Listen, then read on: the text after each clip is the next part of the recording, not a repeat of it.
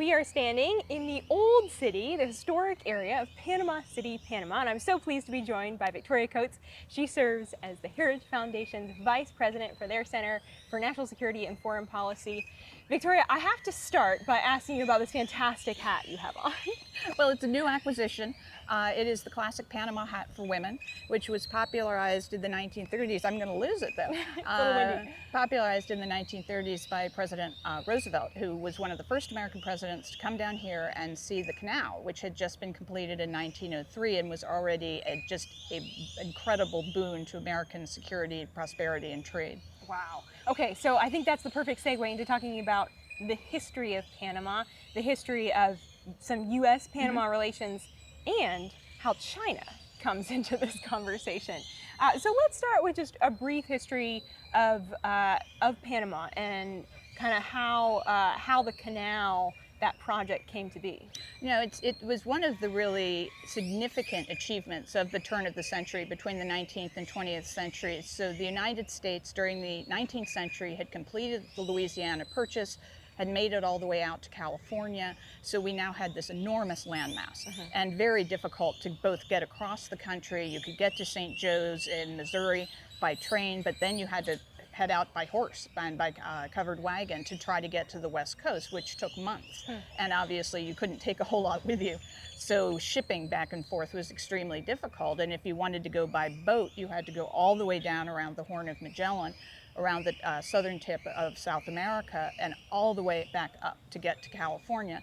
So the French originally, and then the British, started looking at this very narrow isthmus of Panama in the sort of the almost exact center of Latin America, and there is existing waterway, and they came up with the scheme to go all the way through and to create the Panama Canal. And so the United States negotiated a 10-mile strip of this, and then the Army Corps of Engineers came down. It took years. Tens of thousands of Americans died constructing the canal. We spent hundreds of millions of dollars on it in those days, and it really is a wonder of the modern world, an extraordinary feat. But what it means is then the ship could get in days around to the West Coast rather than months. And as the ships became, we have steamships, now enormous container ships. We saw one this morning that had 5,000 cars on it. Unbelievable.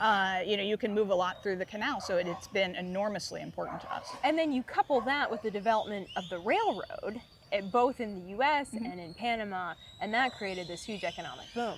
It really did. So you have to remember that just 30 years before the canal was opened in 1903, the Transcontinental Railroad was connected in 1870. And so at that point, again, it's days to get to the West Coast, not months. And so the combination of those two things within about 30 years of each other is really what allows America to become a superpower, allows us to develop all of our resources, move goods and people around, and is just a huge catalyst going into the 20th century. Now, one of the conversations that we've obviously been having here a lot is that of China and the role that China plays in this region. Chinese came here initially in like the mid 1800s to help with the railroad.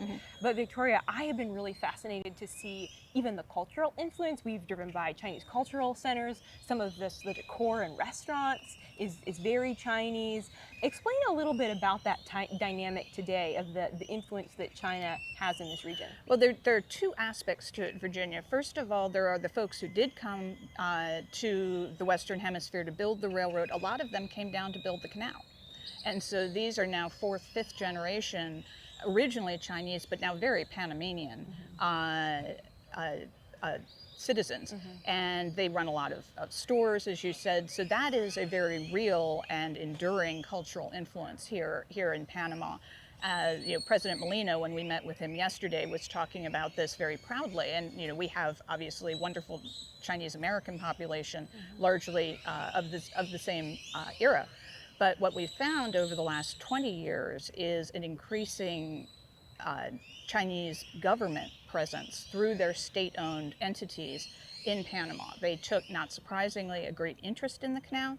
And you had a situation around the turnover of Hong Kong where a British company, Hutchinson Ports, became, because it's based in Hong Kong, a Chinese company. So legacy, Hutchinson has had the ports on either end of the canal, and originally that was fine. It was a British company, and there's a strong British history here as well.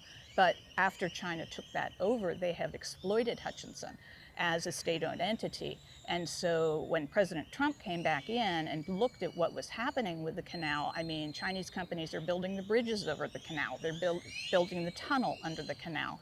They're controlling these ports. He said, no, this can't go on. We're not where we were 20 years ago on this. This is an incredibly vital, as we were discussing, national security interest of the United States. It is in our hemisphere. There is no need for China to be here. Yeah, well, and just in the past month, there's been some interesting developments on that, because now we see BlackRock, massive conglomerate, coming in and buying some of those ports that the Chinese company CK Hutchinson owned. Very interesting dynamic shifting really rapidly in this region. Well, and important to point out, the government of Panama owns the port. Yeah. What these are contracts with management companies.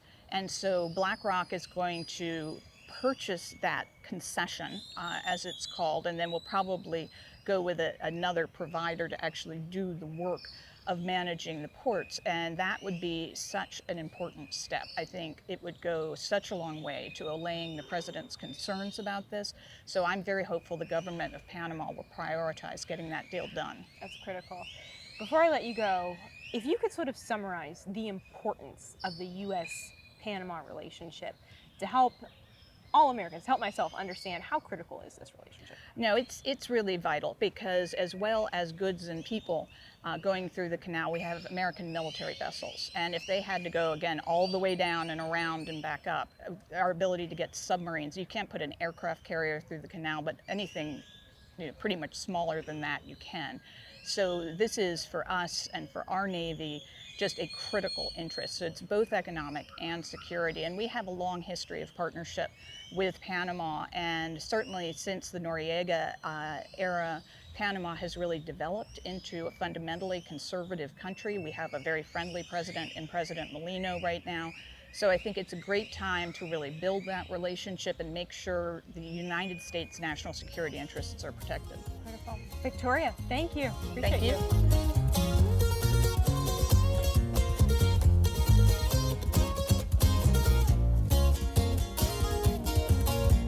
Subscribe to get the news the legacy media won't tell you and only the Daily Signal can bring to you.